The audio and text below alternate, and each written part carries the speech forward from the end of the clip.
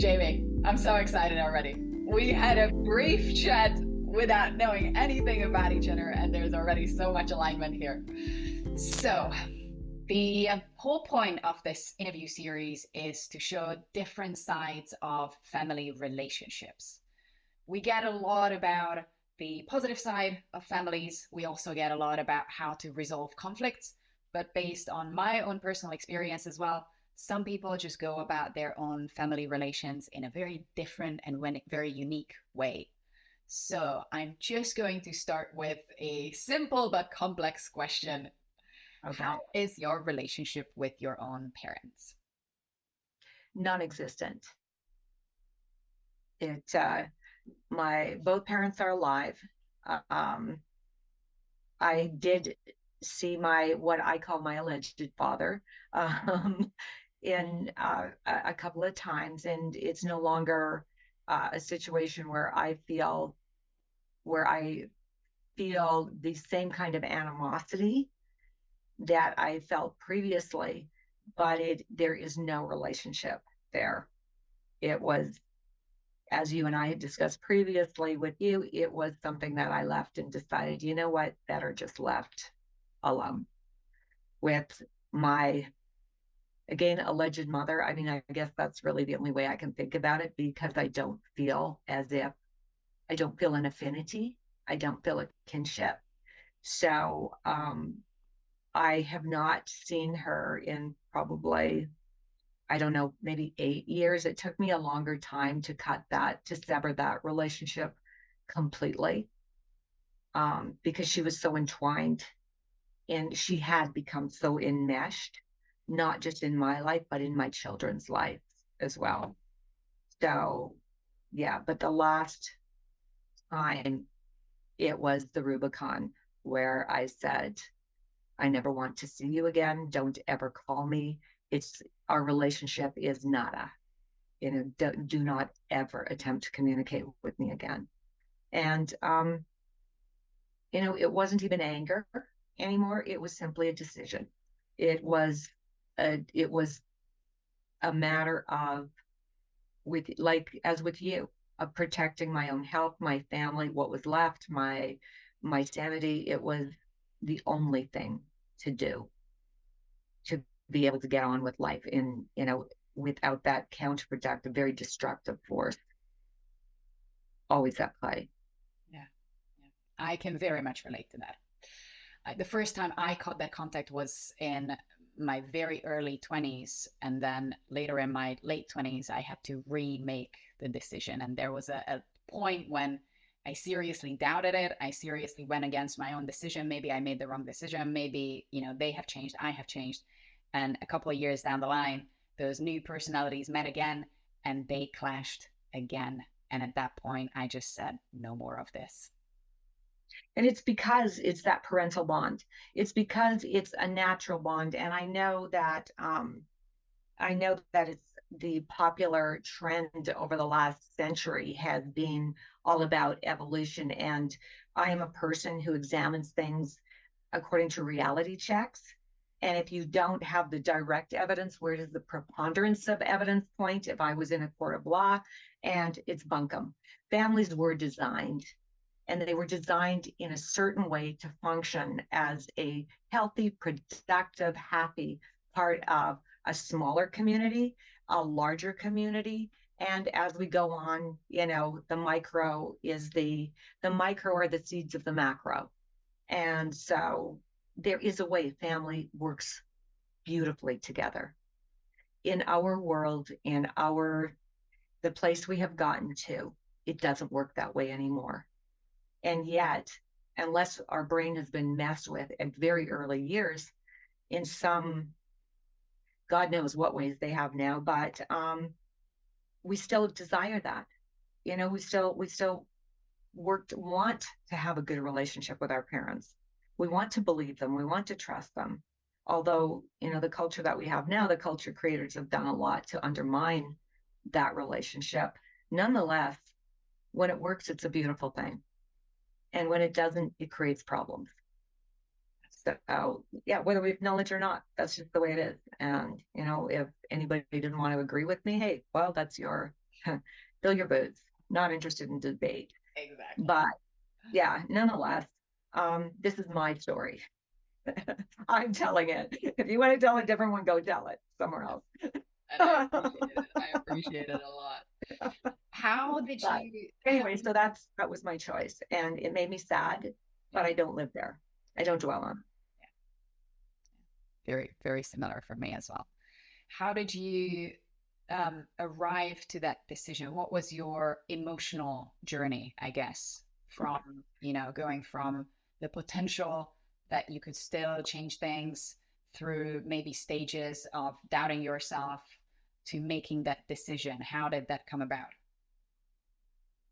Well, from the time I was young, I was what is classified as a gifted child. I had certain, cognitive, creative gifts that made me I was very tiny, so maybe not the elephant in the room, but it certainly felt like it to me. And certainly because I grew up in a very small town, 1,000 people, lots of farm people around, lots of acreage people around, and very Peyton Place, I used to call it. Many people won't understand that, but the soap opera court sort of Twin Peaks, a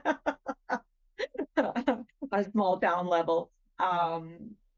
And I never felt like I belonged. I can never remember a time. I literally used to tell in school, make up that I was adopted. And yet, from the time I was probably in grade 4 or 5, I made up that I was adopted because I just never felt like I fit. My mother worked at every school. She had worked at a bank, but when we went to school, she got a job at the elementary school. And when we went to, the other grades, the higher grades, I don't know what they call the different grades everywhere now. The names seem to be always changing, but right up to high school levels, she got jobs wherever we were.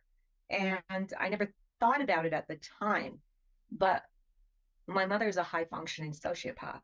That's the bottom line. It took me a long time to recognize that.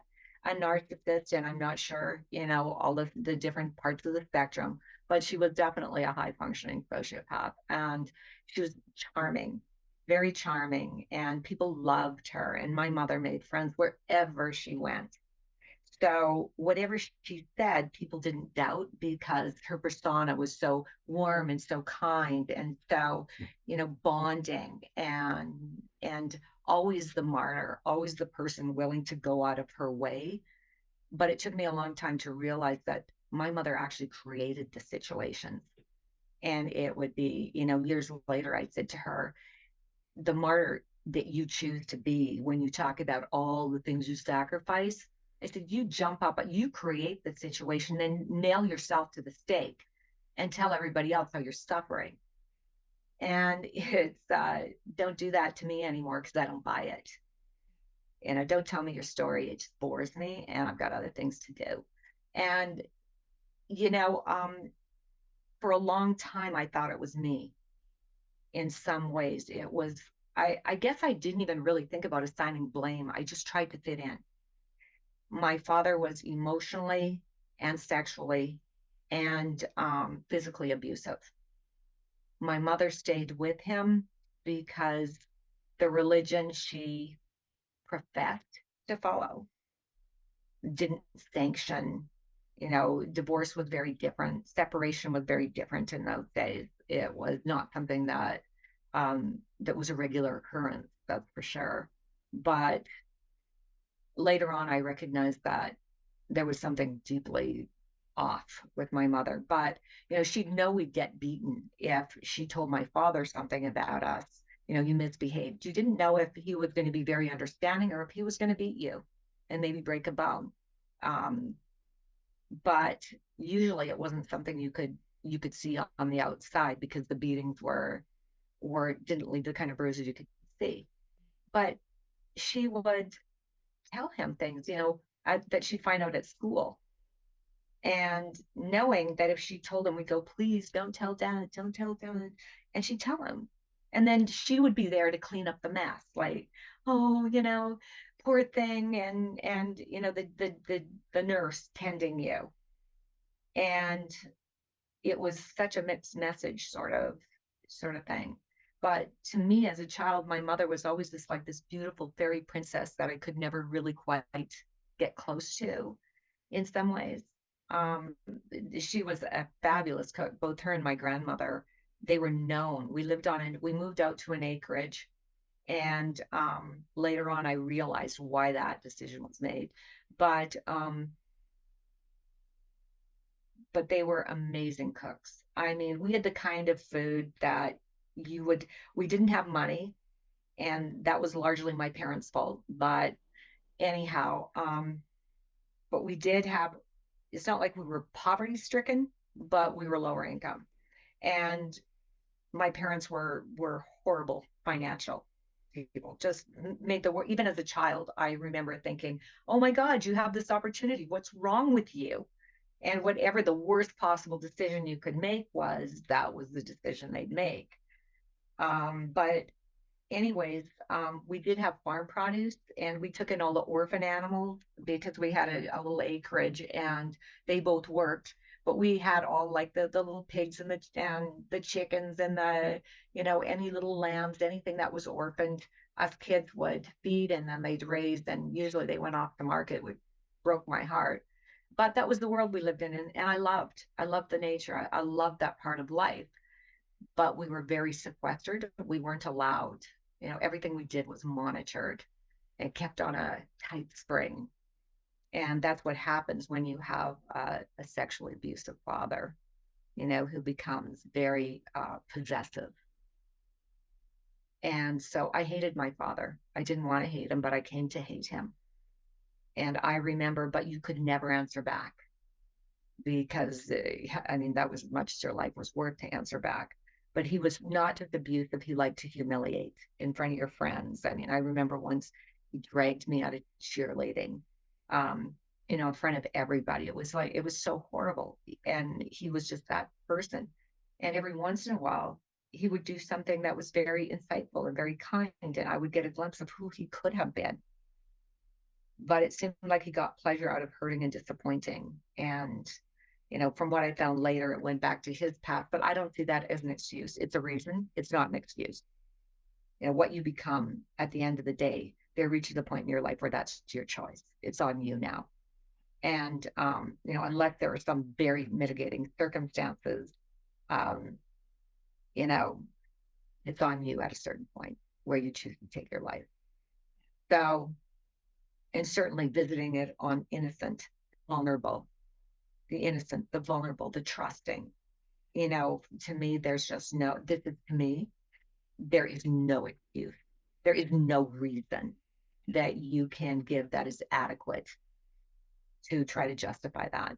And yet, to take a child who was so sensitive, and so I would ask questions that they hated. So it was like, never trust Jamie. She's too smart for her own good. And, never believe her because she makes stuff up. And even, yeah, I did make up stuff. That was my survival mode. That was my way of, trying to cope in a world where nothing fit, and you preach one thing and you live another. And I would see how wonderful it could be if only we could just be a family. And my parents pit us kids against one another.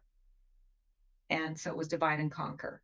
And instead of being close, it was that relationship where there was always the animosity. And I was the black sheep.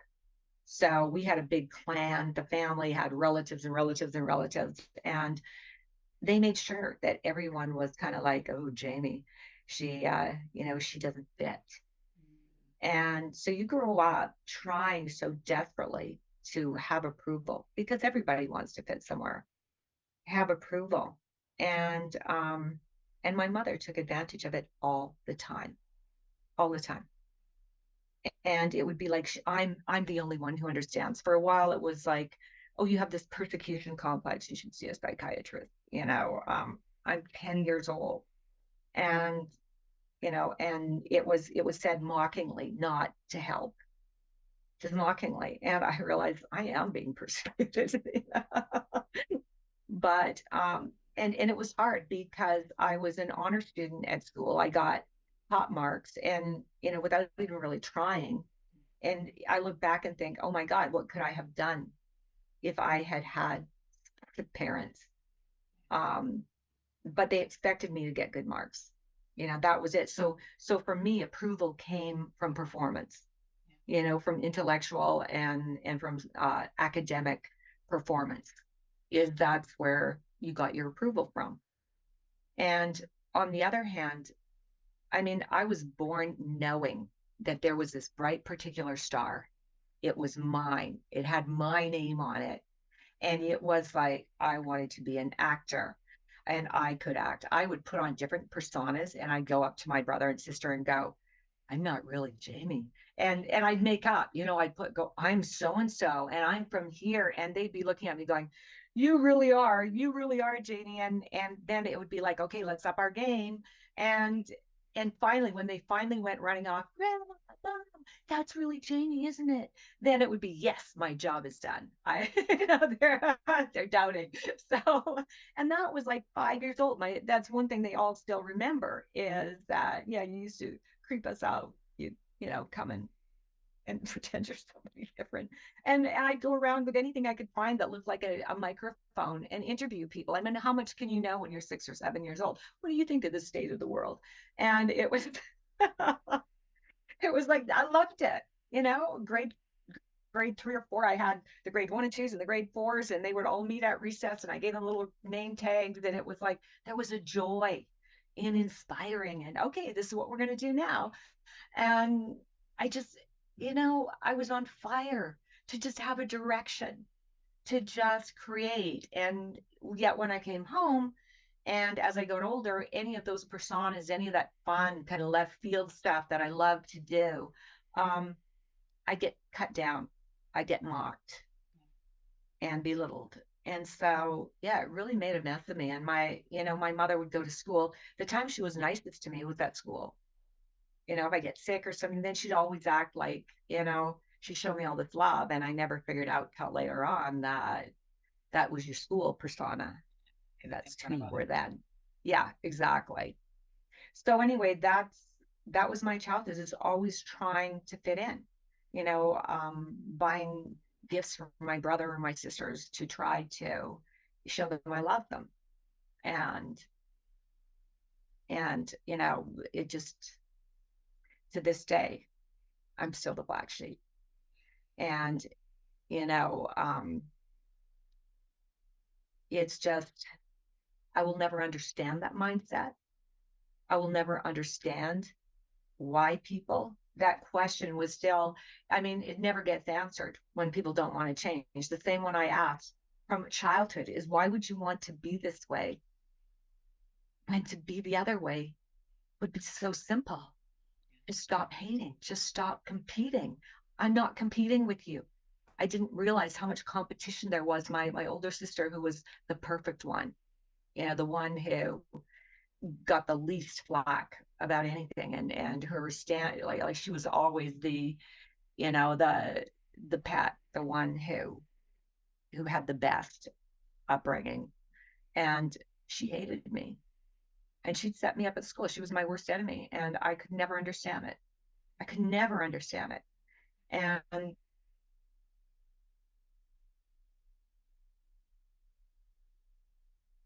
Well, I think we froze there for a second. relationship there. We just had a little glitch there, but it's fine. Okay. So anyhow, with my parents, it took me, I knew at the age of 12, I made the decision when no, it was probably a little bit older, when my alleged father had hit me in the face for telling the truth about something. And if you would try to defend yourself, like he'd say things that weren't true. And if you would try to defend yourself, he would say, are you calling me a liar?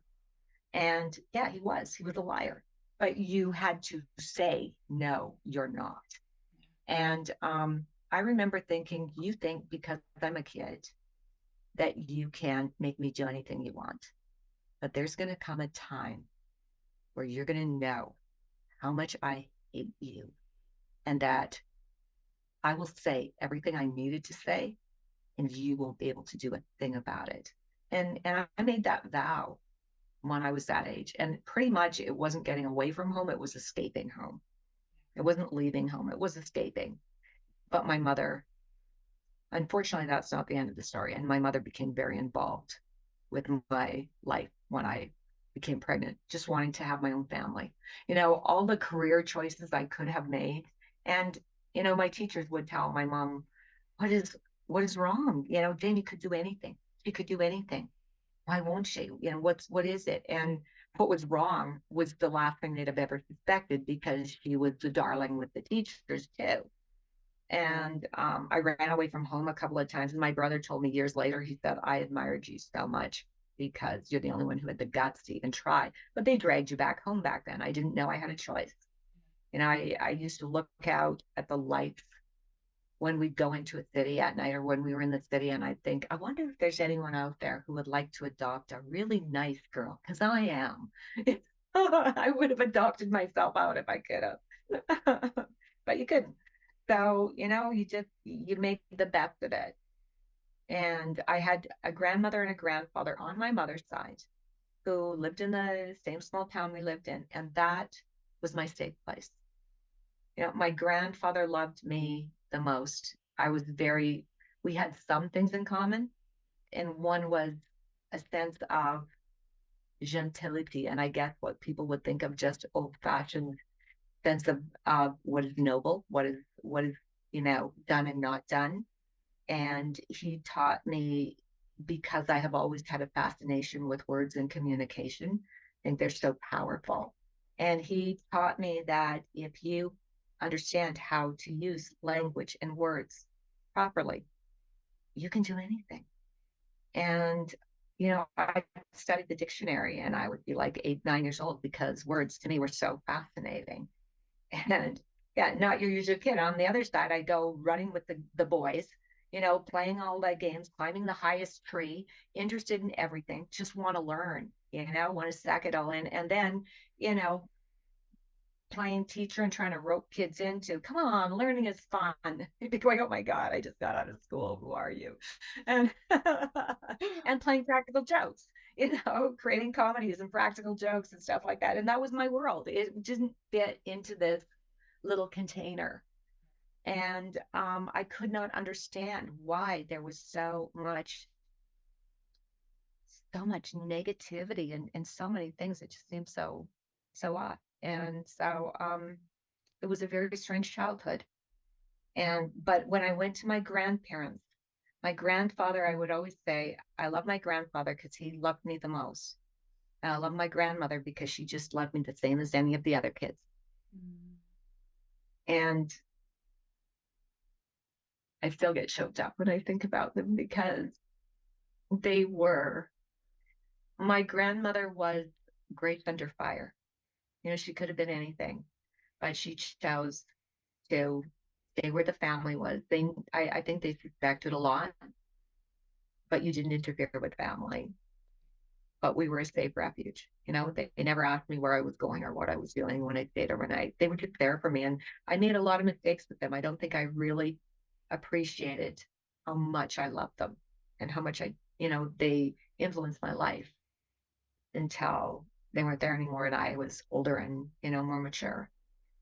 But they certainly did. My grandmother was like, she was almost like an FB blotter. Everything, skincare, wash with warm, rinse with cold, and all of those things that are just so amazingly common sense, old wisdom that now they're like science just discovered. Really? My grandmother taught us this, and this ages ago. So those things were things that, and I wrote about that in my book, that there are some things that they never die. Even, are you the kind of person that if you died tomorrow, there are things about you that would make it so you didn't really die? You live on in the gifts that you've given to other people, and those aren't material things. Those are what we help them become. So that's what I did. I had to walk away after my mother destroyed my relationship with my children, using God and religion, abusing those things. When people abuse truth and twist them, whether it's purposely or not, or because they themselves are deluded, it doesn't change a truth, but it changes your perspective on it so that it becomes very skewed. And I was very vulnerable to my mother because something sociopaths like to do. And my mother was an extreme, an obsessive parental alienator. So she would alienate my children from me or alienate me from my children. And that's another story. But the bottom line is she destroyed the very relationships that were the most important things in my life and made me forget what I had started out to do. And so by the time I finally realized that you have used me, you wanted my children so that you could stay young, so that you could go to the schools and to the meetings, so that you could appear to be, you looked younger because you have my children. And I see I'm running out of time. And for all the different purposes, you like their friends, you like what it does for you, because her and my alleged father divorced. And ironically, he married a girl that was in my sister's classroom. He ended up living with her, and she was a brassy thing. She used to come out to our acreage and ride horses and say to us, we were still in school, and she'd go, your dad's hot, and we were like, it was just unthinkable. And then they end up together years later. It was, I guess it wasn't really the shock it should have been. It was more like, well, that figures, but so they're gone. And my mother, she ended up taking advantage of men who would buy her things and do things for her, but she kept a handle on my children because she didn't want control. She didn't want anyone else, any man in her life. And that allowed her, she didn't want them interfering either with what she was doing. And so when I finally made the decision that and she got more money out of me than I can even begin to count. My husband and I got so much money out of us. We set her up in a business. And anyways, the bottom line is a sociopath can use so many, they know you. They know the strings to pull. And when they're your parents, they start when you're young, pulling the strings, setting you up. And whether she knew it or not, it was her mode. It was who she was. It wasn't just something she did once in a while. It was actually, who she was. She was divorced to any ability to actually really feel love. And when you recognize that, when you cannot love someone outside of what they do for you, and I don't mean those abusive situations, I mean when the love is about me and not about me, and this serves me and this does not serve me. That's not love. I mean, the word love has been corrupted so badly from its meaning. But when you realize that this person really has all these forms of emotion, forms of positive emotion, but they're just manipulative techniques. When I finally realized that this isn't going to end, she's going to suck you dry and destroy you. That was when I knew it. And I developed other relationships, other friendships. I made my family of the heart. That's who my family is, family of the heart. Same. Been a long journey, but I know who I am. Do I make mistakes? Yeah. And it's usually still trusting the wrong people. I try to be more cautious, but I would rather be who I am than the predator. So I've written books. I mean, I wrote a book. I search for answers. I'm a proactive. I don't wait for somebody to come along and go, here's the answer. And I think that's what you have to be. Again, it can be hard to know where to start. But the important thing is to start. And again, that's what I talk about in my book. How do you start? Because I needed to find those answers. How do you start when you have no clue where to start? When you're at ground sub-zero and you got nothing to work with, and you've almost quit being motivated even to try. It's easier just to let yourself think. And how do you move up from there? And so that was my last fight. I felt like it was the last fight I had in me. And there are ways, and you can do it. It doesn't matter how impossible the situation is. There are certain truths that won't let you down. Even when people let you down, there are truths that won't. And so, yeah, I'm a fighter, and I like to know I'm fighting for the right things. And then I like to say, come on, I found, I found a way. And that's my solace, is I have what I have for family. That's my family. I have a husband who loves me dearly. Is it perfect? No, but you show me a perfect marriage and I'll show you somebody who's BSing me. Um, and I do have, I have my lovely grandson, and I have a good relationship with one of my sisters, and I have these friends of the heart, you know, kindred spirit in one way or another. Is any of them the one and only? Well, I think it takes about 5 to 10 different people to be your one God and all best friend. I think it's really wrong to expect that you're going to find everything in your spouse or everything in this person. And so I look at that and I go, this is my family, and I have a spiritual family, and we're on the same page. And when it's based on reality, it works. And when you all agree to the same fundamental core rules for behavior, you can still express yourself in a bazillion different ways, but it works. And that's what I have created, is that family. And I continue to, because the beautiful thing about that is that even though a heart is a small organ, it has this incredible amount of room. And you never know when you're going to meet another family member. I don't have to go and look for them. I'm happy, but I also don't exclude that. And that's how, I have a purpose in life. I have an understanding in life, and I make my family. And is it something that I have a secret recipe? Well, I have certain fundamentals, but they're open to anyone. And I have come through the fire, many fires that should have killed me. And in my, it's like, and that happens. Family is the first line of defense. And when you don't have that, it messes you up.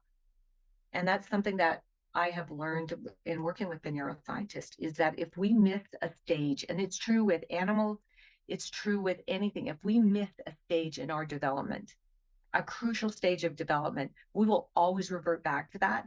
We need every stage of our growth was designed for a purpose. And as I got to understand brain processes, and the more truths you can fit together that are relevant truths, the more you understand why it is so fundamental, why processes in development are so fundamental. And when you skip any steps, something doesn't work right. And so, but that's okay. In the world we live in, you don't have to be a perfect product in order to find a way to be a high functioning, productive human being in whatever the circumstances, to be able to optimize them as you go along. And I do believe that prayer with the right motive, and very often it's easy to fool ourselves, but with the right motive, I do believe that it can open doors, but it's up to us to make the decision whether or not we're going to go through. And a lot of times we set up our own criteria that we think that it has to meet. And so we lock ourselves out of things that could be possible. And I guess that's why I write about the word I am possible, because if we think that something is impossible, we have immediately relegated the side of our brain that says this is an unchangeable condition. Don't go here. And two opposing forces cannot occupy the same space. So your brain will not default to a solution, even if it is viable, because some of the things that we file there are true and some are not true. And same with everything that we file under possible is things we believe can be or are true. Some are valid, some are not. Okay. How is your relationship with your children now? I have a fantastic relationship with my son. Okay. And it was a healing thing because my mother did a number on that when he was younger. And also my mother, through lies and manipulation, when I was pregnant with my daughter, I got pregnant on purpose. Instead of going to Hollywood and going and doing all those things that I was bursting to do, instead I got pregnant because I wanted a family. I wanted somebody to love. And that goes back to the developmental thing. Is that what you're missing? Is the thing that was to me more important than anything else. I couldn't get past that need to belong to some kind of family. And it was so stupid. I was so vulnerable. And intellect doesn't have anything to do with its, with judgment when you're young, because that science has found that intellect, and again, a different process, but the way our brain wires together, and that we can transfer skills and knowledge and information from one place to another, that becomes what we think of as wisdom, not just knowledge, because knowledge, you can have messed up knowledge, but real knowledge and experience, even messed up knowledge, that forms our judgment. But when you're a teenager, you have neither much knowledge or much experience. Intellect makes no difference. You just don't have the material. And so those centers, they have found, don't even light up in your brain. The judgment centers barely light up because you don't have the dendrites. You don't have all the connections. So part of the problem too is the judgment centers are what tells us I don't know. Yeah. That maybe I better find out more. Those aren't developed through the teen years and even to the early 20s, depending on individuals. So you don't know that you don't know. So that's why you think you're so smart, is because the centers that should be turning on the yellow lights and the red lights, they're not working. And that only I never thought about it that way. Isn't it true? Yeah, it's absolutely true.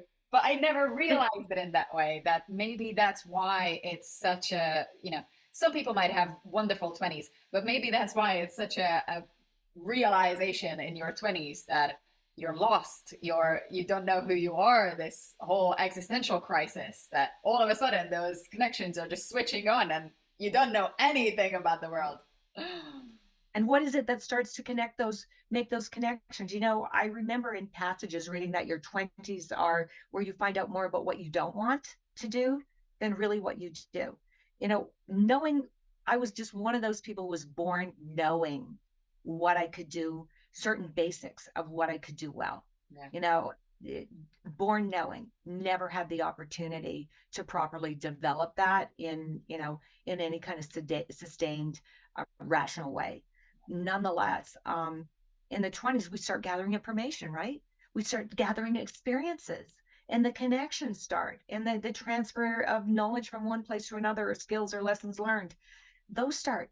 But that's the years that something I discovered too late. And I wish I had some mentor, someone to tell me these things when I was younger, that the decisions you make when you are a teen, when you are your early 20s, you think because you have no working judgment centers or very little, that you have all the time in the world to change mistakes, to fix it. That you're Superman, that this is, I'm young. I got my life ahead of me. But it is the very decisions you make when you are young that set the concrete platform in many cases for the rest of your life. That's the time that we need to recognize that we don't have the judgment, that we need those supports. That's why family, that's why wiser shoulders, wiser heads. That's why those things are so important. They don't come with the package. You have to earn them. And so I made mistakes that I I was blind man's bluff, just I was doing all the wrong things because I did not have any other way to process what was going on, but just, fumbling my way. And it was the worst way because I saw a girl who lived with her parents. I met this girl that, at first it was like that's clashing, and then we kind of got to know each other, and it's, oh my goodness, we're very similar. And we became very good friends, two alpha females. And yes, I still divide people to male and female. Others can do what they like, don't care. Anyways, um so we just hit it off, two alpha females, but we hit it off. She had me to her home, and here she has this little boy, 2 years old. She has a fantastic relationship with her family, and I felt like I want that, so yeah, I got pregnant. I moved away, got a job, got pregnant, thought I loved the guy, and realized, ew, I want to marry you.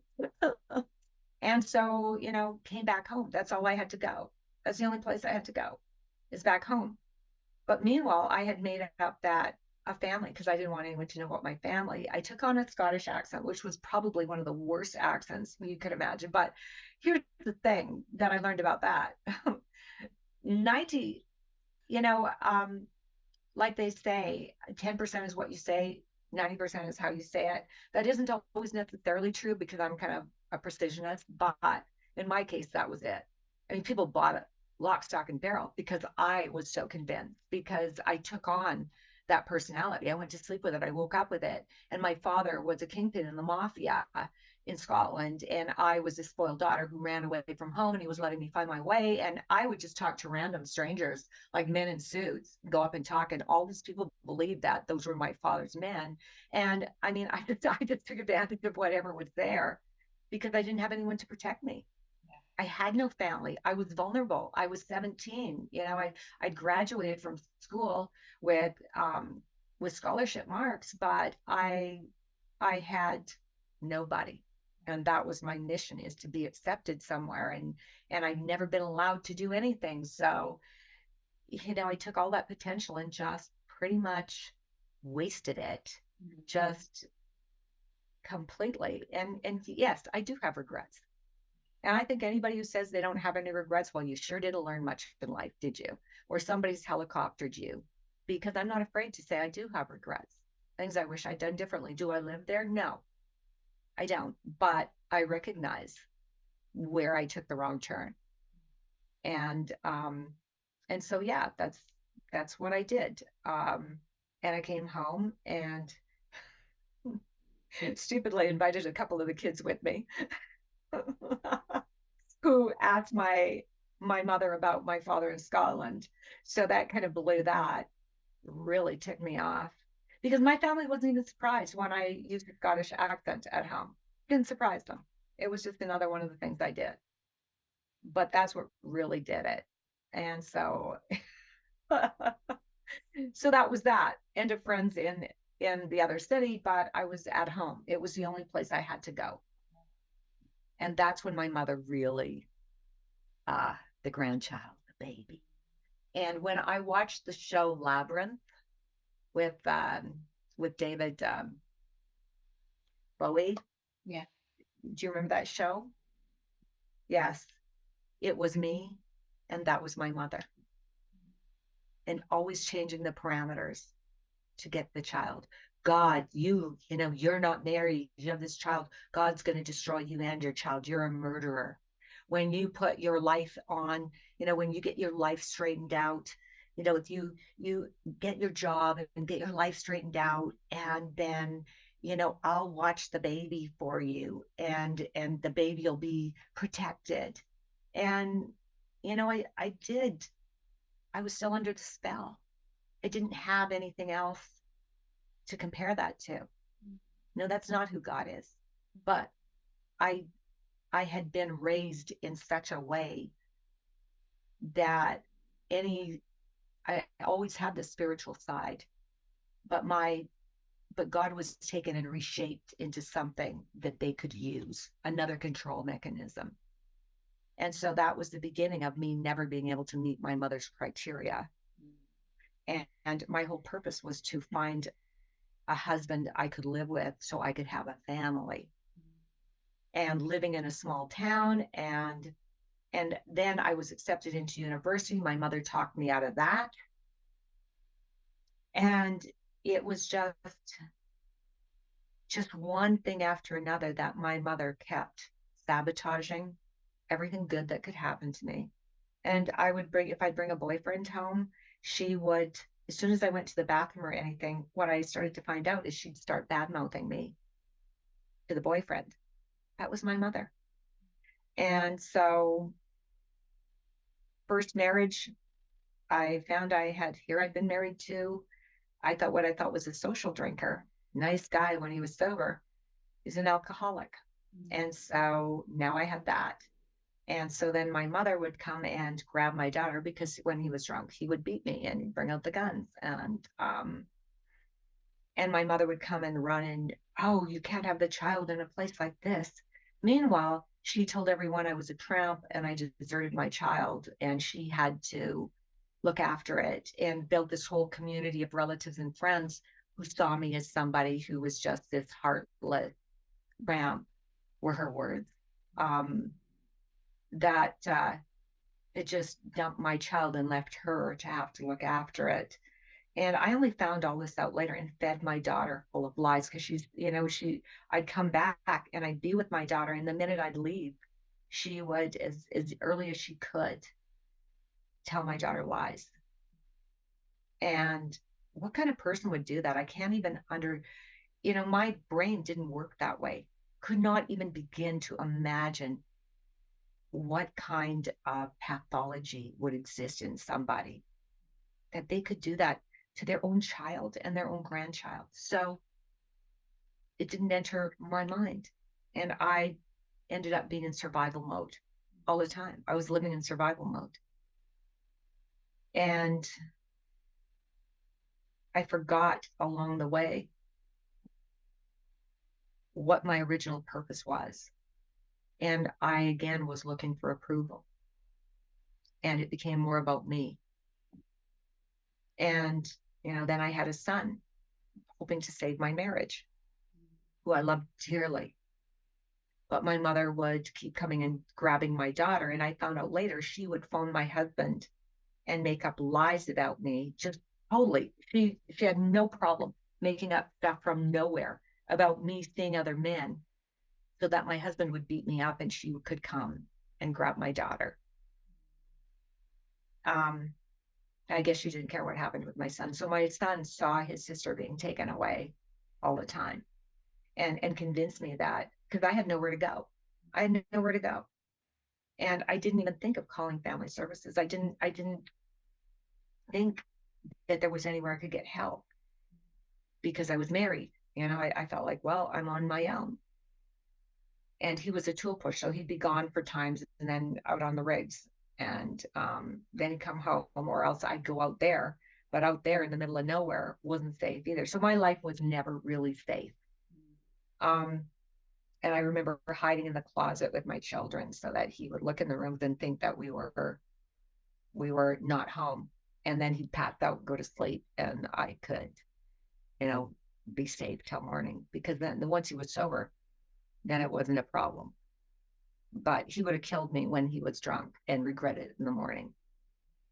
So he never touched the kids. He would never hurt, never ever went near the kids.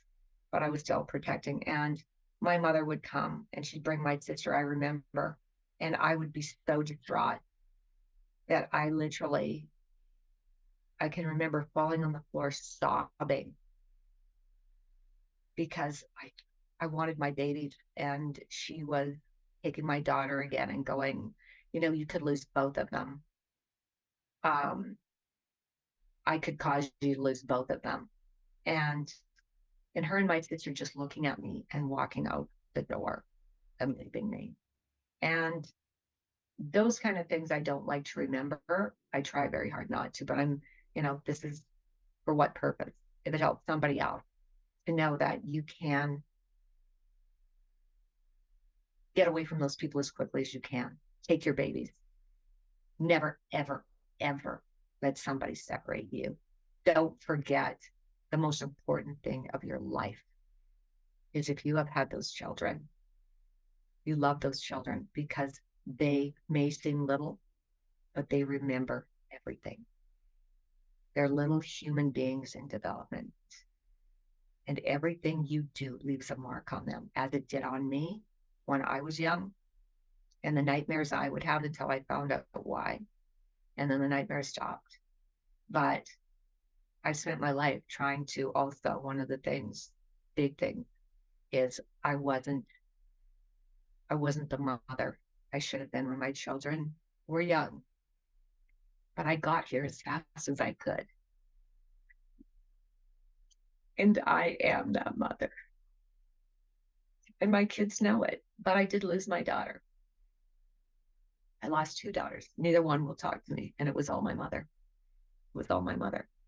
And one is so damaged. The first one is so damaged that's why I have my grandson now. I had to rescue him. And I do have a faith in God, and I do have a faith in a different future. And it isn't based on smoke and mirrors, or I wouldn't believe it. But that makes a difference. It makes a difference knowing that human beings are not the final say, and that the damage that they do is not the final outcome. And that there is good reason to believe that, and it's not a fairy tale. But what you do now, it still matters. You know, it still matters. And there are things you can fix. So every single time I learned, oh my God, you did it this way because this is how you were raised. And you were raised by people who were very flawed, but you were a child, or you were vulnerable. You can only get out of programming as fast as you can. And I'm a person who, I don't want programming. I want to do the right thing. I want to do it the right way. But you can't know what you don't know, but I never stopped trying to learn. And so each time I recognized a counterproductive behavior, my God, that's not the way it should be. I would change. I didn't need somebody to keep going, well, you should. It was like, oh man, I'm there. I can't believe I did that. That was just so, yeah, I'm there. And so, yes, I'm a good parent. And my son will tell you that. My son is an amazing kid, and he is such, as he will tell you himself, he is such a strange animal because he is this mix of my ex-husband and he said I call myself an educated redneck, but he's so much more than that. I mean, he's a federal officer actually. And but he's this mix of Joe Macho, Joe, like this totally other person. And then he's just very cultured, very well spoken, very that kind of just blows people away because he doesn't fit into a profile that you'd expect. But yeah, our relationship is very good. But you know what? It wasn't for a long time. And when my daughter-in-law, who I love with all my heart, and we have such a fabulous relationship, when she got pregnant, and now I'm married to, my second husband, who I've been married to for like over 30 years. And I wanted another child so badly. I wanted to do it right, but we were in the middle of, a career, which is another story. But he's going, here's your grandchild, here's your here's your child. You can put all your love on that. And so actually we did have a fabulous relationship, and still do, but I helped. And it's lessons learned, because when they're the stressed parents, I can be going, hey, just chill. It's really not that big of a thing. And things that I had learned, I could, be that grandparent and nobody calls me grandma, by the way, that even right from the time my daughter-in-law was pregnant, it was like, yeah, that's a great word. And I love my grandmother. Not my word. I'm a word person. Don't talk to me about grandma, because that is never going to be me. I'm a grandparent. And yes, that's allowable. You can use that. Don't like it, but you can use it. Nonetheless, it's true. But my son, like, we're thinking of all these words, and it's like, no, Nana, no, of all these other words. My son goes, Mom, you love Latin. Why don't you look and see what it is in Latin? And I look it up, and the word for grandmother is avia. And it means to conquer, to overcome, to rise above, as an aviator. Yeah. And so it was like, yeah, there you go. That's my name. And my two little grandkids always, it was Via. It's always been Via. And that's who I am to this day. Doesn't matter how old they are. It's then, and Via was always like, well, that's grandma over there, the other grandma, but this is Via, and it was like, this is Via. Well, she does things, and she comes to visit the daycare and brings the kids candies, and we all gather around and ask questions. And I'd be all dressed up in my because I worked in Washington, D.C. and would fly back and forth. And so was always just dressed just so. I call it classic with a twist. And the kids would all gather around because I loved them. I could let myself be who I always was. And I would try to make sure no kid was left out. And if it was a little scared one or whatever, it's like getting into where they are, like you and I did when we were talking. It's you get down and, so don't you love to do this? And what happened in that? And pretty soon they're like drawing to you like fairies out of the forest and telling you their stories. And little Nicholas, my little grandson, he would say to me, I remember one time he said to me, Via, on the way home, he's sitting on the little car seat, Via, why do you think, where are the other kids' Vias? How come they don't have any? And I go, well, where do you think they are? I don't know why they don't. What do you think happened to them? And he goes, because his dad's a federal officer. He's going, I don't know. Maybe they're in jail. And I'm just like, don't know where that came from. I said, well, I hope that somebody lets them out. And so that's, you get a chance. You can get a chance. You can be the thing that you're missing. Be that thing. And that's how I heal, is that I have found fundamental truths that make sense of things. And what I can't make sense of, I leave in abeyance. And you become what you're missing because somebody needs that. There's always somebody who needs that. And there is no feeling in the world like being able to make a positive difference in the direction of somebody else's life. That's the difference between surviving and transcending. Anybody can be a survivor. You choose your path. People survive. My parents survived, but look what they became. Even a fly will try to survive. Psychopaths try to survive. And no congratulations there. But to me, what makes you a hero is that you learn how to transcend. And that is a battle, and sometimes it's I compare it to being stuck in quicksand and trying to pull yourself out because nobody else is there. There are times that you have to figure out a way to pull yourself out. And that's one of the other reasons I went on my journey and wrote my book, is because I knew that that isn't just a place I get to. That's a place a lot of people get to.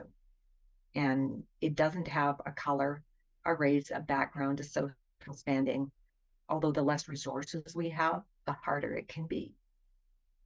And so I wanted to find a way, and if it worked for me, it would work for other people.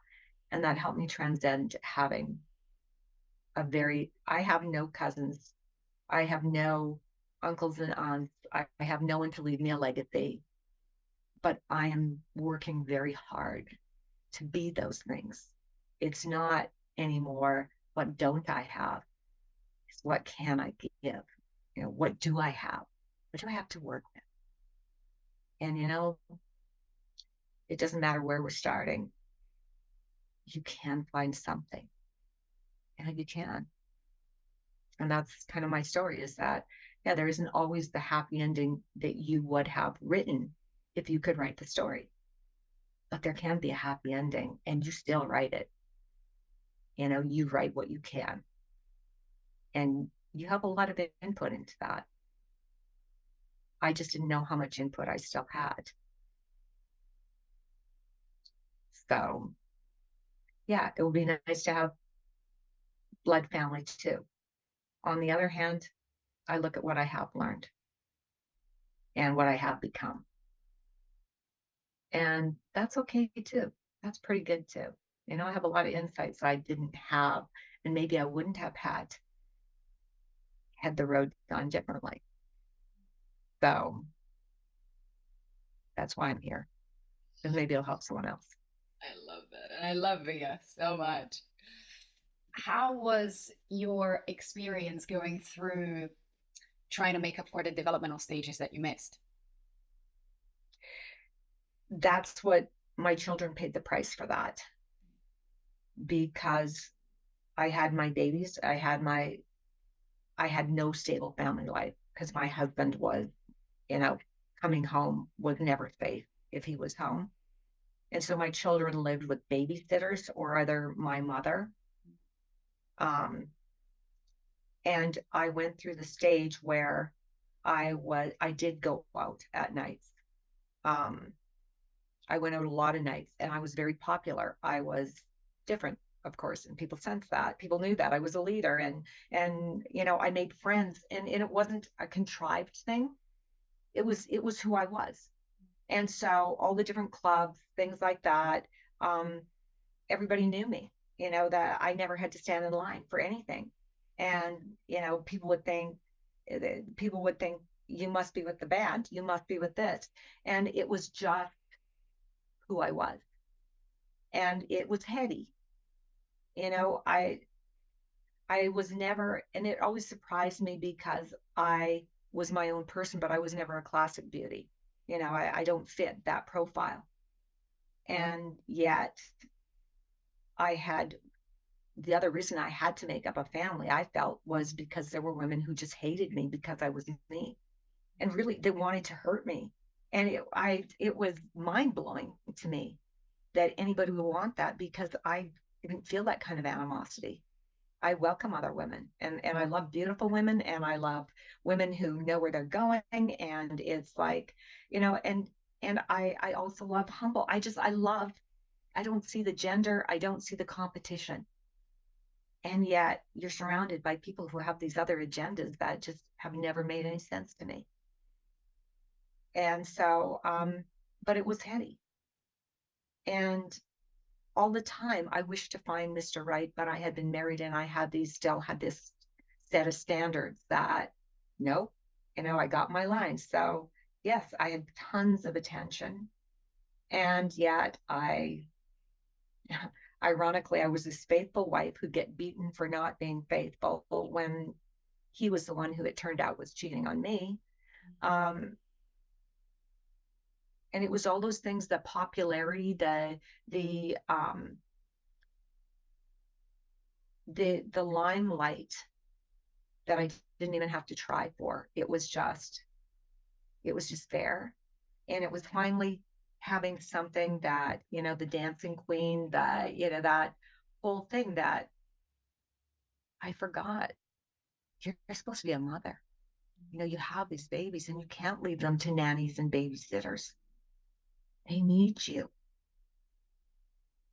And it left my children so vulnerable.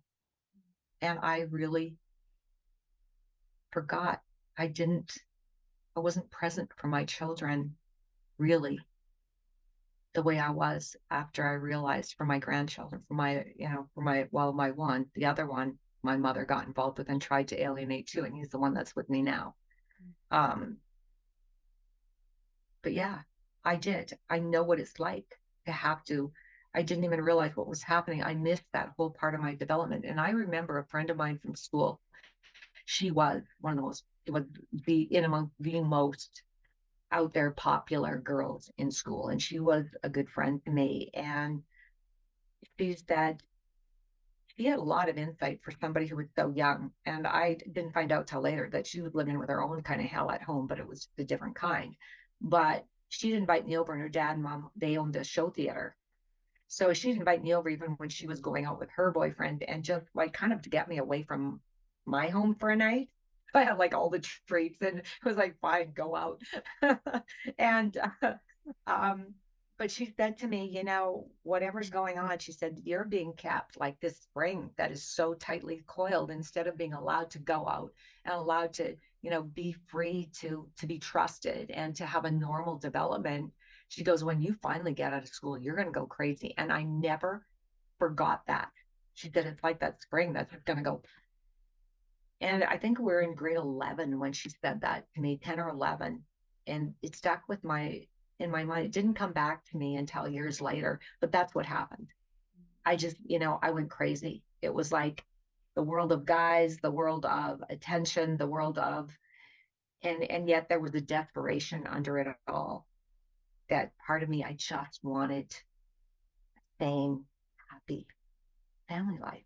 And yet, how can you want that? And I've totally forgotten it, in the headiness and all of that kind of thing. It's a messy place to be.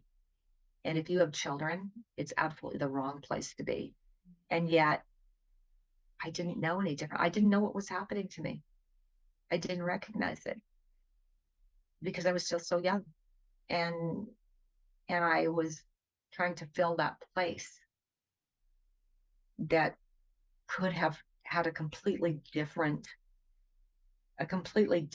layering to it, completely different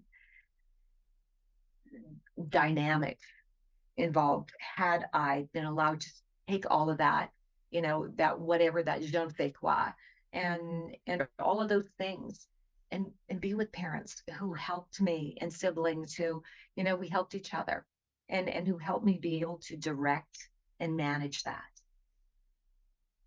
And I always drove sports cars, and because from the time I was a child, it was like station wagons.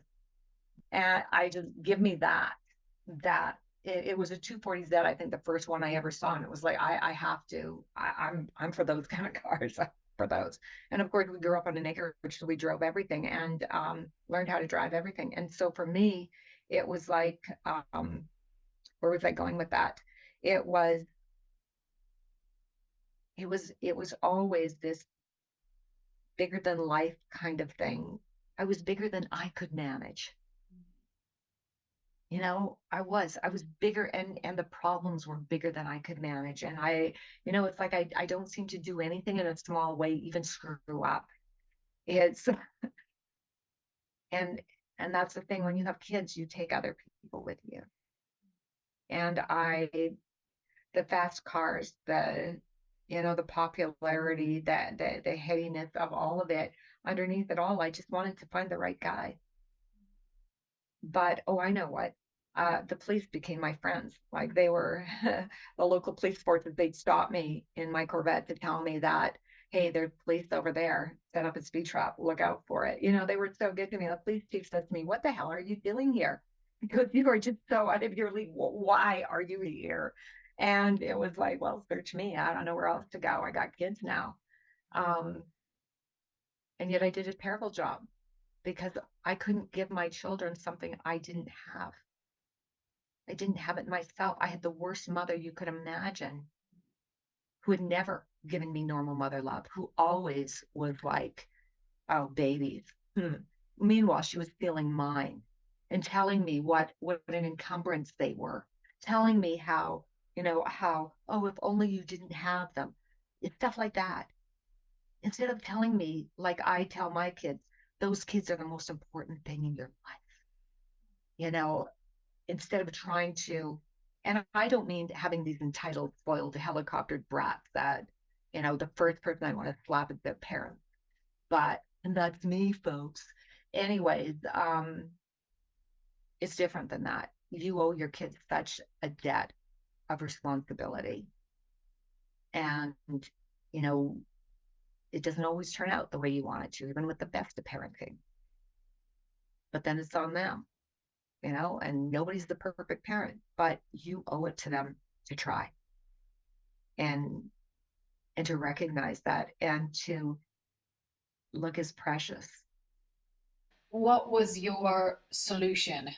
How did you cope with everything that you weren't given, everything that you picked up for yourself? How did you come out on the other end? How did you basically, How did you arrive as soon as you could?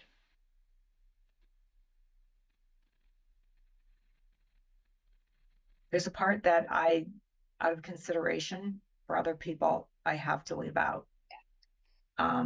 But I got, I met a guy who is my husband now, skipping over that part, who is my husband now. And he was a nice guy and he was very good looking and he was, but he had this soul. And normally he was the kind of guy I would have made for a friend. I'd have had a good friend. Like it was really the guys who were my very best friends because the best friend who I loved the most, the girl, the she was, we were around the same age. I loved her so dearly, and I realized that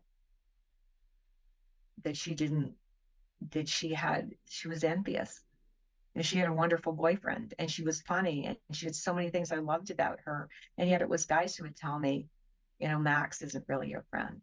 She says things about you. And I'd notice, I'd remember her birthdays. I remember special occasions and things like that. We're supposed to be best friends, but there were just, little slighting kind of things, little things that made me, I didn't want to see it. So they were my good friends anyways. And he was, this guy was normally the kind of guy that I would have just become a good friend to. Um, he was going out with somebody else at the time, and I never poached on anybody else's territory. I'm not that person. So, so, and he had a really cool sports car too. It didn't hurt, just put it that way. We belonged to the same circle. My guy friend and one of my very close guy friends, his girlfriend was a close friend to this guy. Well, I heard they broke up. And so it was kind of like, okay. and yeah, we did end up getting married. Um, and again, we aren't the best fit because I didn't know who I was. And something that I learned later on is that in your early 20s, especially when you've been messed up, I mean, at any time in life, it can be a challenge. But when you're young and you marry, you don't know who you are. I certainly did not know who I was. And you can have all the best intentions in the world. And I had started out one person, and the chain of events of my life, and then the subsequent screwing up that I did, what science calls ACEs, adverse childhood experiences. And the more ACEs you have, the more likely you are to create this series of methods that by the time you're 50 years old, which they call the wisdom dendrites, where things really start to, you've got all of these connections made in your brain where the light bulbs are finally on and you're going, I don't care what you think, or I don't have to put on this persona. You finally start to wise up by the time you're worth the most. Other people are devaluing you and looking back at youth, which is why they say the youth is wasted on the young. I can see that now. Youth is wonderful. If only we could be just as wise. But you don't know who you are. I was this person who no longer felt the same way about children that I started out because I had been so me focused. It was like forgetting everything I ever dreamed and forgetting my original intentions of this beautiful family, that I'd wanted. And somewhere it was still in my mind. And I never went to a club again. Never. It was like, and that was the ironic thing. That was my world. Before then, that was my happy place. And after that, it was like, I'm done. Don't need it. And but my husband was a kid person. And so it took me a while still. He tried to be a good dad. He tried to be. But if you don't have it, it's a work in progress and it's a learning experience. It's hard enough when it is your kids and you want to be a parent. But it was part of the package, and I'm being very frank. And yes, he has come to love my kids. But again, we were both parents in the making, and I always swore that I would never make the mistakes my parents made. Never.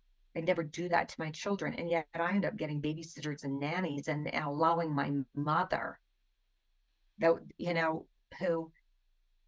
who instead bought my children and alienated them from me. It was a different kind of abuse. Mm. And it took me a long time to see my mother as an abuser, to see her as the sick person she was. And of course, my kids didn't know it either. But eventually, I started studying the Bible, and I started studying because I wanted to know, is there a God or isn't there a God? Because I am going to make something huge of my life. But whatever direction I choose to go, I need to know these things. There are certain fundamental truths. Are we the only ones? Because if we are, hey, I'm for the ruling class. I'm not going to be a victim anymore. I'm not. And I'm going to be a good person. I'm going to be a good influence, but I'm not going to be a sheeple. And so, but I need to know these fundamentals, because if there is, and he is going to fix things, if there is some rhyme and reason behind all of this, full disclosure, please. I just want to know. And then I'll make the choice. If I don't want to go with it, then it's on me. But I need to know. And it doesn't make any sense that you would make so many beautiful things. And, we have this sense of right and wrong, and they talk about the day of judgment and blah, blah, blah, blah, blah, but we never get to understand it. Why do we even ask why if we never get to understand it? Because I don't see my cat worrying about it. Why? And eventually I did find those answers, and I didn't necessarily like where I found them. But the one thing that I cannot, and I challenged everybody that I came across, all takers, don't matter who, you got something better, you see a problem with this, you show me. Don't give me your opinions, because we'll be here all day, and I'm not interested. We could exchange opinions on hair, on a million different things, but don't give me your opinion. Fight a fact with a fact, fight a preponderance of evidence with preponderance of evidence. And don't take me for a fool, because I can be, but not on this. So I did come to understand, and my convictions are that there is a creator, and that I understand the purpose for what is playing out right now. I understand how it will, at the end of the day, how it will resolve and why. And for me, understanding the whys are just as important as understanding the whats. I've got to be able to do the math on it, because I'm not investing my life, the decisions that I make in an illusion. And there are parts of life where you depend on other people, and you find out that, that your beliefs were emotionally based, believing somebody was something when all the red flags were there, but you didn't want to see it, or you were I was so busy, and I wanted to believe that they were who I thought they were. And I thought I had evidence for that. But sociopaths are really good at what they do. And it's very, very hard. Once you come into their sites and they've taken a lot of time to cultivate you, to recognize that right off. So anyways, nonetheless, and I'm sorry, my propensity, almost obsession for precision, gets me on sidetracks. I'll say something, go, oh, that's not necessarily true all the time. We speak in generalizations, for God's sake, so just let me do it. I'm exactly the same. Yeah, my friends are like, oh, you don't have to. I know you want to, but just, can we just move on? Yeah. So anyways, I get it though. It matters. Words matter, expression matters. It's all in the nuances. Yes, stipulating that everything isn't blanket, except for certain truths are just, they are. Yeah. They are. And so knowing that, and having a reason, and even every time I go back to revisit it and go, okay, is this really? Because you know what? There are some options if you wanted to take shortcuts. And the math always turns out the same. It's always the same. And that's something I'm not emotionally attached to, in the sense that it's a sentimental thing. It's the facts. And so I do understand who God is. I do have, and I love what he is. I understand there's a difference between causing something and initiating it and tolerating it for a specific purpose. And so just like a judge in a court of law, allowing evidence to come in and being accused of creating the evidence are completely different things. And like everything else, it has a beginning and an end, and a judge can say what's allowed and what's not. Um, and understanding the dynamics underneath has really helped me to be able to understand that human beings are so arrogant in believing that they're the final say. You know, that in believing that the very nature through which we depend on for life, nature does not depend on us. We depend on the things that were designed so that we could live. And so that we think that we're the God of all that, we're the final last say. To me, even that is like, you know what? You can't redo nature's laws or the laws of physics. You can only work with them. And so for every law, there's a lawmaker, dude. There is, for every design, there's a designer. And you get really your nose out of joint if somebody gets into what you call your space, your thing, your creation, your company. You know, so so knowing that there is oversight over all of this, and that each one of us is so temporal. We're fragile creatures. Even the ruling classes, so to speak, are very fragile creatures. And we're not the only life forms there are. And yeah, they like to come up with their philosophies and their explanations and everything that fits their agenda. And for me, I'm not about the agenda. I just want to know the truth. If I was about an agenda, I would have joined those players a long time ago, had lots of opportunities to. But at any rate, that's not who I am. And I'm okay with this. Do I get disgusted with humanity and and the things I work with sometimes? Yeah, but I'm one of them too, and I'm in the game with everybody else. But I do know there's an end to the game. And I do know that what happens after that is going to be absolutely, we were born designed to want that. We were designed to dream that. We were designed with the ideas of what is paradise, not just for one person, for all people. What would that look like? We were designed for that. And knowing that there's a reason we were designed for that and understanding how that's going to work out to the degree we need to, I can be at peace with the tragedies that have happened and with those that will happen.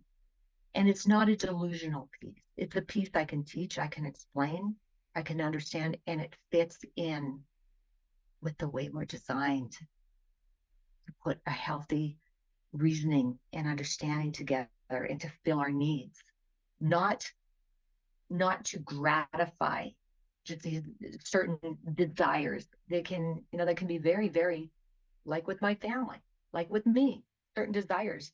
That doesn't mean that they're healthy. That doesn't mean they're good. That at the end of the day, they create a good outcome. And something, as I wrote in my book, it's true, is that an outcome will always reflect characteristics that went into creating it. Somewhere along the way, what an outcome is, you can trace that back to these characteristics. So when you have an outcome that is pathological, you can know that somewhere along the way, there were pathological minds, there were unhealthy minds involved. And that's how I look at things. Now I've learned to look at things much, much more I'm looking at the outcome. You can tell me your story all you want, but outcomes don't lie. Um, and and so that helps. It helps when you understand certain realities. If you think that you're stuck in your situation and that's the final story, that can be so hopeless. That can be so draining if you place those limits,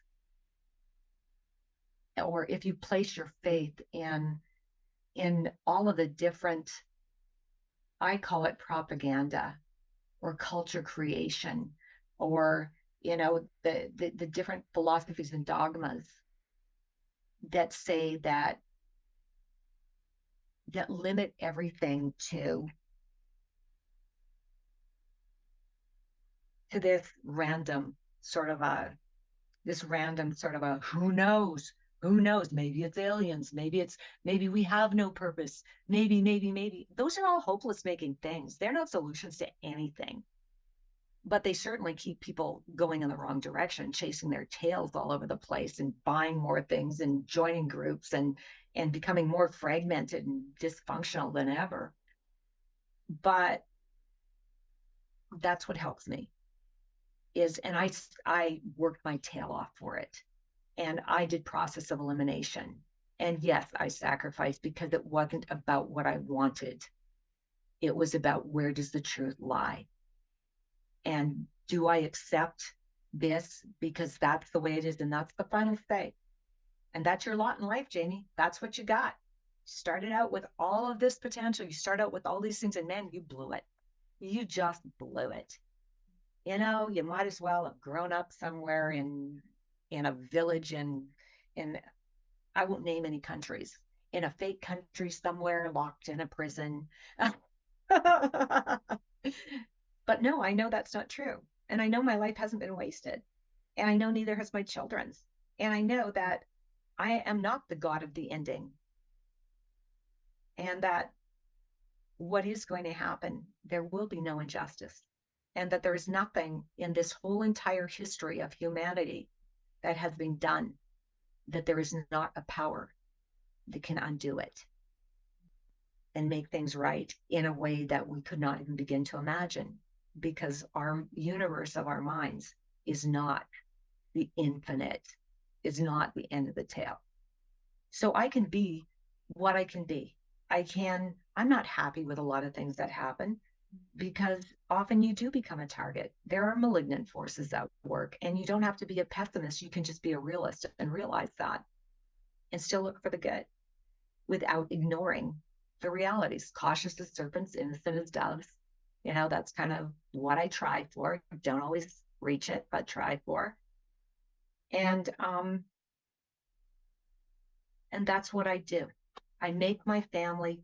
I'm the best mom I can be. I'm the best V I can be. I'm the best friend I can be. I'm the best minister to truth I can be, the teacher I can be. I don't do things so that you owe me.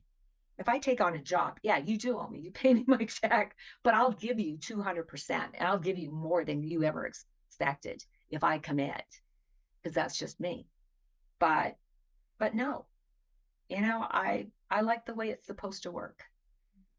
It fits. And so that's how I come to be at peace with that.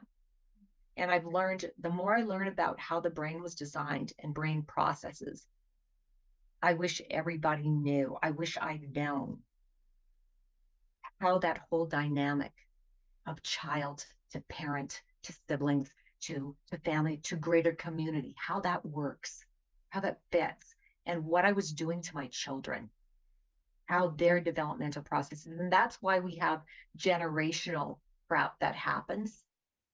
And here's another interesting thing that I learned working with the neuroscientists is that traits develop. Our environment is nature versus nurture. Well, we weren't designed that way. It's both. People talk about having gifts and the gift of life. Well, if it's the gift of life, who gave it to us? We didn't just invent life. We have the ability to procreate. Yeah, that was an amazing gift. But the gift of life was a gift. So I look at it, and it's like our brain processes. Children, it is environment and genetics. And so what I had learned with the way the brain works is as we develop your emotional and all the traits and characteristics that you grow up in, they don't change your basic DNA. They don't change, your genes. They don't change your genes, but they can change the way those genes are expressed.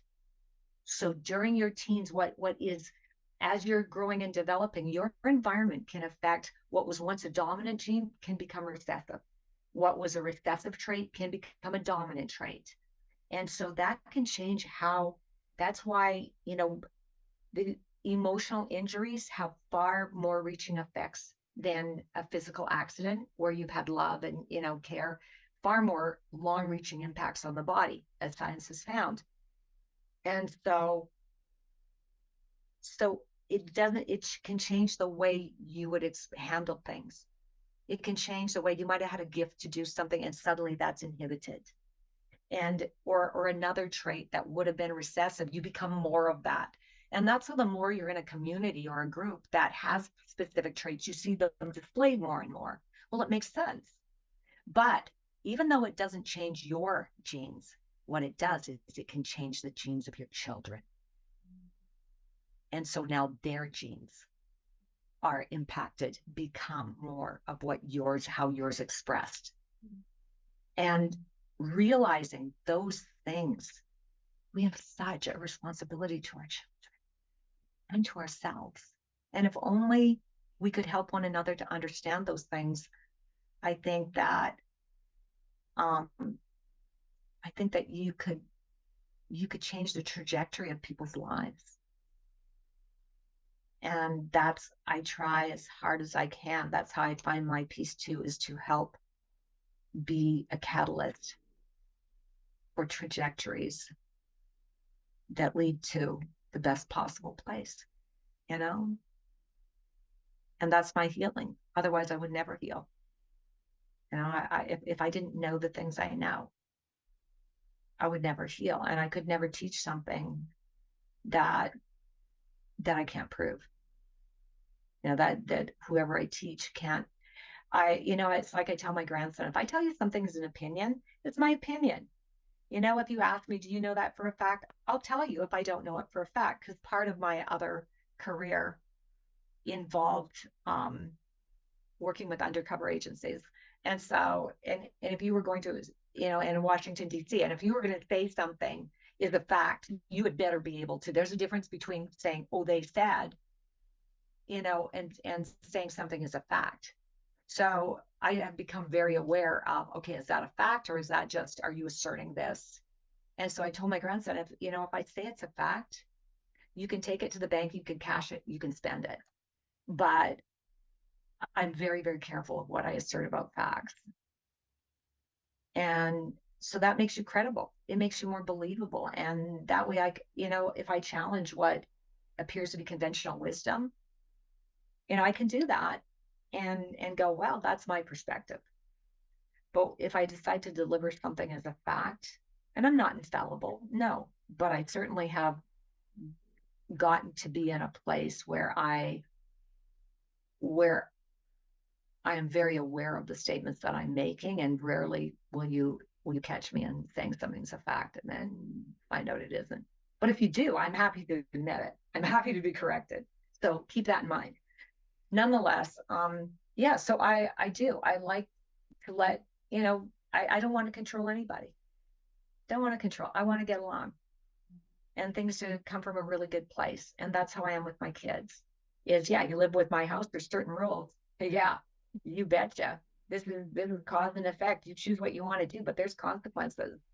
If, that's it. You have the choice. But in my house, there can be consequences. There are, if you don't, follow the moral structure, the responsible structure, and, yada, yada. Other than that, I don't have to like your choice in something else. It doesn't have to be my favorite thing. And, I don't even have to like your girlfriend or your, whatever. I would like to. That would be nice. But you know what I mean? You got to have a structure to anything. Any organization has to have a structure. But I have no desire to have forced love, forced anything. We weren't designed that way, but we were certainly designed to have common codes in order to function as a family, as a society. And we certainly need to be able to trust one another.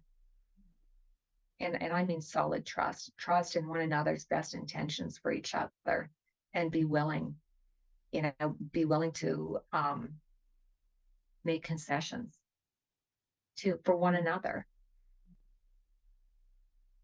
And yeah, I don't have my family now, but I'm going to have all the family I could possibly want, and I'm going to have second chances. You can have a second chance because humans don't get the final say. And I like that. I'm good with that. I don't have to have the final say. Well, sometimes I do. Precision. This was such a beautiful, well-rounded end to a chapter, but I do want to open up another chapter. I want to invite you to have a second version of this because I'm so interested in your book. I'm so interested in what you discovered about the mind. I'm so interested in how you dealt with it from a scientific perspective. So please, let's sit together again, please. We will. I've loved you. You know, it's that thing of the heart where there's enough room to open it a little wider, and I just feel you coming in. Yes. And the funny thing is, so on like a factual level, our lives were wildly different, but on an emotional level, there are so many things that I relate to. Even your speech pattern that you're using, all sorts of distancing. You mentioned that your parents are still alive, but you're talking about them in the past tense and you're using phrases that are distancing you from them. I'm exactly the same. So there's so many little things that are just the way we dealt with things, the way we looked at the world, the way we emotionally went through our challenges. It's just it's the universal coping mechanisms of humans and the mind and the heart. Absolutely. And that's, yeah. I'm picking up what you're laying down. Yes. So thank you for this. Thank you for bringing us together. It's a gift. I just know that's going to keep on reciprocating and going out there. And thank you, Alex. Thank you. And I look forward to, we'll arrange again. Exactly. Or organize a second version of this. Yes. Absolutely.